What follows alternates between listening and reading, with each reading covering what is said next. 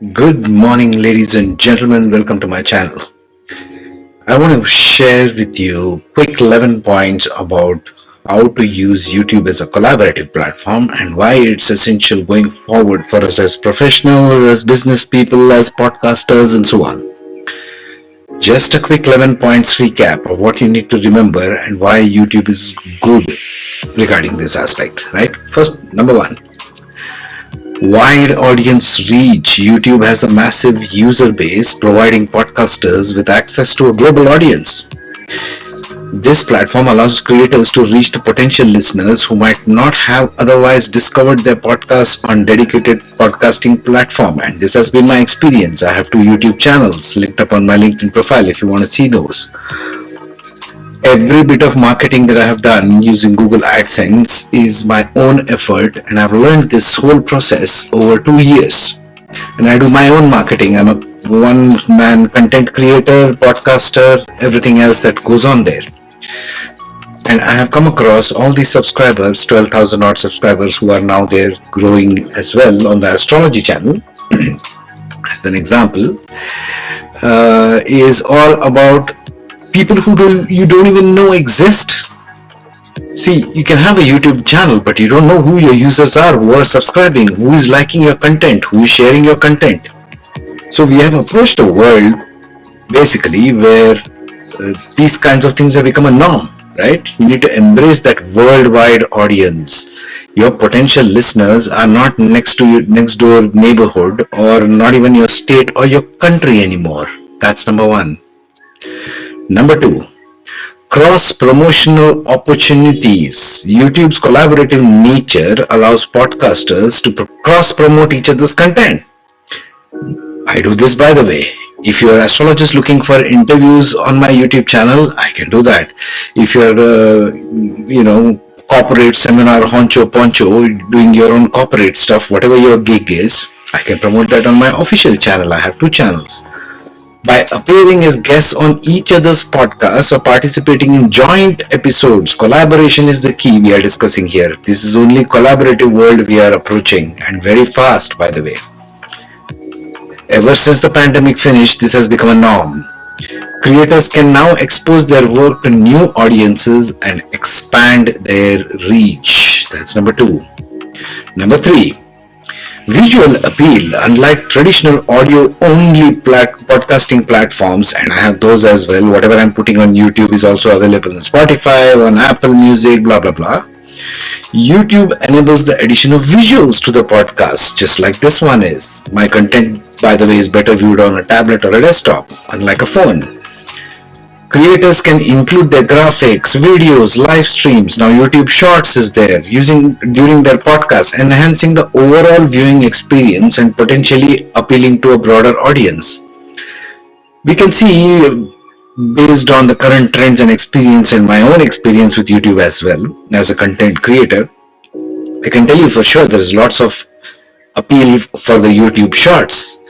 But trust me, even the people's attention span is very limited there. So there is only so much you can do in terms of graphical, wow factor. And afterwards it all fades away, right?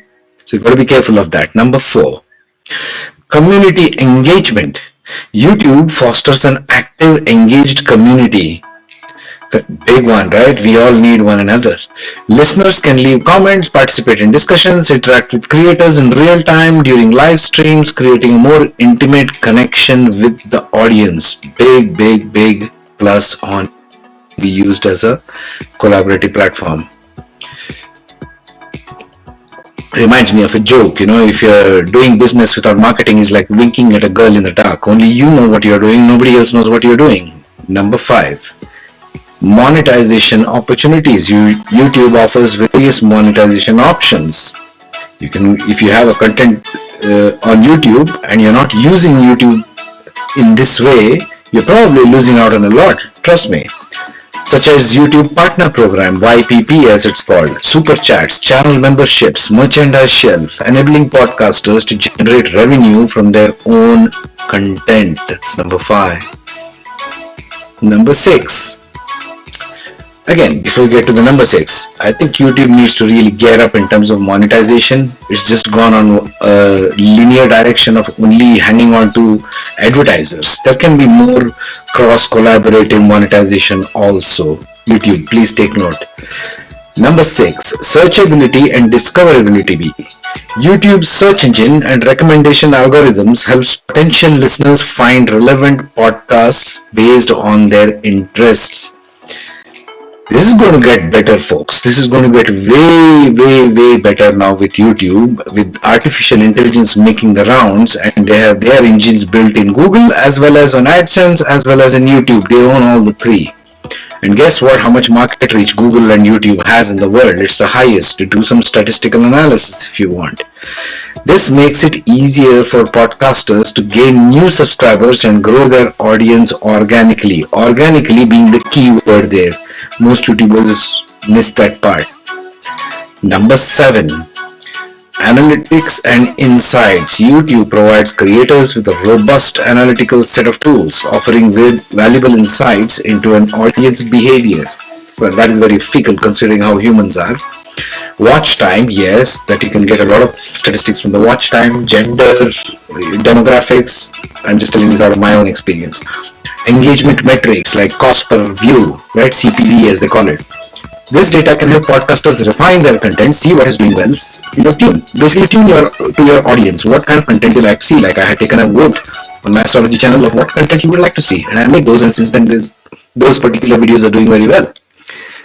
Number 8, collaborative networking. YouTube's collaborative nature encourages creators to network and collaborate with each other. Such partnerships can lead to more significant opportunities and exposure for everyone involved. Number 9, multimedia content integration. Creators can integrate their podcasts into one another. RSS, by the way, just a side note there, RSS, where I have my podcasting, which distributes to every other podcasting like Apple, Spotify, etc. RSS has just introduced a feature called convert your podcast directly into a YouTube video. I don't know why LinkedIn is not doing such things. LinkedIn, you need to get on board. Creators can integrate their podcast into other YouTube videos, playlists, social media platforms, enabling them to share and promote their content through multiple channels. That's number 9. Number 10, diversification of content. For content creators with an existing YouTube channel, incorporating podcasting adds variety to their content and strategy. I'm still working on this. There's a lot more that can go in on both my channels, and provides an additional platform for reaching audiences who prefer podcasts over traditional videos. Traditional videos are passe, folks. Nobody's listening to them. Right, number 11, and I finished with this. This is more for LinkedIn people, if they are ever listening to whatever is going on. LinkedIn, listen up. LinkedIn has gained tremendously in terms of seriousness of content, networking of professionals across all categories, which must be used properly. Unlike many other Facebooks or social media which have lost relevance, no proper monetization or market reach opportunities. Facebook doesn't even have real social connects which are honest, collaborative and progressive individuals. Most of them are bots and fakes, or just old grandmas sitting doing nothing. Right? Real social connects which are achievers, who are collaborative, progressive individuals, achievers, integrative in terms of professional interests and services and recommendation from colleagues, clients, you name it. I've just put some like whatever came to my head first thing. But LinkedIn, you can take this a lot more further than you think. Just get on tie, like a collaboration with YouTube, because YouTube ties with Google, and now they have the powered artificial intelligence. I'm sure they will integrate it very easily with their Google AdSense and YouTube platforms, which will give an exponential growth and seriousness of LinkedIn as well. The key word here being, I shall end with this, the key word here being is usefulness, seriousness. Most of these platforms are not serious. Social media, Twitter is a bunch of jokers. There's nothing to tweet. It's good for Donald Trump maybe, but it's not good for professionals who need to help one another, to collaborate with one another, right? Twitter is a passe, it's gone. It's just for kids. Instagram is for kids. They're not doing anything seriously. If you want to collaborate, you need to do more seriously, like on LinkedIn.